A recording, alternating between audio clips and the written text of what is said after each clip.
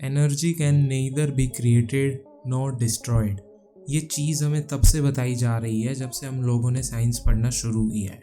लेकिन आज भी हमारे मन में ये सवाल उठता है कि अगर एनर्जी ना ही बनाई जा सकती है और ना ही ख़त्म की जा सकती है तो आखिर एनर्जी आई कहाँ से। अगर हमने ये किसी से पूछने की भी कोशिश करी है तो उसने शायद यही कहा है कि एनर्जी यानी ऊर्जा है तो है, अब हम क्या करें।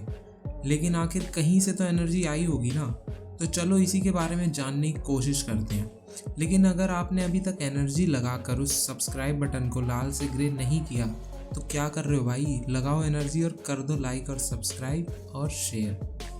तो हाँ, एनर्जी आई कहाँ से। तो पहले तो हम ये जान लें कि यूनिवर्स आखिर बना कैसे। तो यूनिवर्स को बनते हुए तो किसी ने देखा है नहीं, लेकिन साइंटिस्ट एक थ्योरी देते हैं जिसे हम लोग द बिग बैंग थ्योरी के नाम से जानते हैं। तो बिग बैंग थ्योरी की माने तो एक पार्टिकल में एक ऐसी रिएक्शन हुई थी जिसकी वजह से आज हम लोग बैठकर ये वीडियो देख रहे हैं।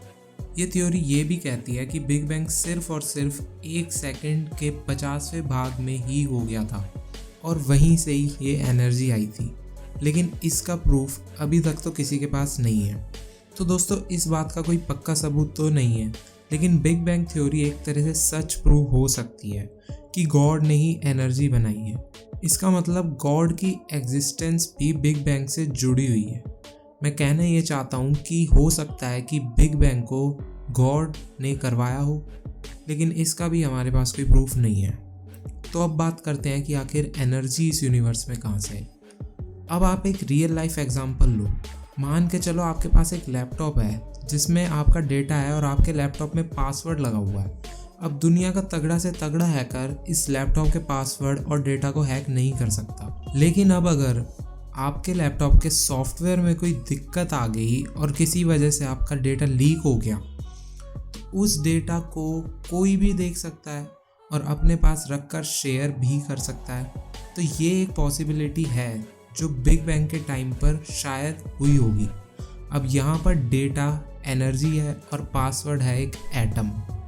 अब हमें क्या पता कि एक एटम के अंदर एक्चुअल में कितनी एनर्जी हो सकती है। हो सकता है कि वो दिखाता कुछ और हो और होता कुछ और हो। और ये भी हो सकता है कि बिग बैंग के टाइम पर एक एटम के अंदर अनसर्टेनिटी होने की वजह से उसने एक्सेप्शनली एनर्जी को रिलीज कर दिया हो। लेकिन अब सवाल वहीं आकर आ जाता है, आखिर उस एटम के अंदर एनर्जी कहाँ से है। तो इसका आंसर सिंपल सा है, मुझे नहीं पता।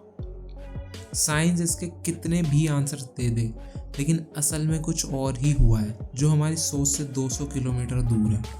ऐसा ही एक आंसर मिस्टर एल्बर्ट आइंस्टाइन का दिया हुआ फॉर्मूला है E=mc², जिसे आप ज़रूर जानते होंगे। ये रिलेट करता है कि एक ऑब्जेक्ट को अगर हम लाइट की स्पीड से ट्रैवल करवा दें तो वो एनर्जी एमिट कर देगा और उसका मास कम हो जाएगा। लेकिन मैं आपको बता दूं कि वो ऑब्जेक्ट उतनी ही एनर्जी रिलीज़ करेगा जितनी हमने उसे लाइट की स्पीड से ट्रैवल करवाने के लिए दी होगी। इसका मतलब फिर से चेंज इन एनर्जी 0 है। अब एक और इंटरेस्टिंग चीज़ मैं आपको बताता हूँ इसी से रिलेटेड, और वो ये है कि क्या आपको पता है कि अभी तक का हमारा सन अपने मास के 7% को एनर्जी में रेडिएट कर चुका है। अब मैं आपको साइंस की एक और थ्योरी बताता हूँ, और वो ये कि साइंस ये मानती है कि मास एनर्जी की पॉजिटिव फॉर्म है और ग्रेविटी एनर्जी की नेगेटिव फॉर्म है। तभी ग्रेविटी मास को अपनी तरफ अट्रैक्ट करती है। ये सब बात तो ठीक है, लेकिन सवाल वहीं आके रुकता है कि एनर्जी आखिर बनी कहाँ से। तो आंसर सिंपल सा है, मुझे क्या, इस दुनिया में किसी को नहीं पता कि एनर्जी कहाँ से बनी है। हम लोग बस थ्योरीज दे सकते हैं और उन्हीं कुछ थ्योरीज में से मैंने कुछ थ्योरीज आपको बता दी। तो आंसर तो अभी भी नहीं मिला है ना। तो अगली वीडियो में एक और वीडियो रखते हैं जिसके अंदर हम इसके बारे में थोड़ा और डिटेल से रिसर्च करेंगे। तो चैनल सब्सक्राइब ज़रूर करके रखना। लाइक नहीं किया तो लाइक कर देना। वैसे मैं बता दूं कि हम 200 सब्सक्राइबर्स के बहुत करीब हैं, तो प्लीज़ करवा देना यार। Thanks for watching.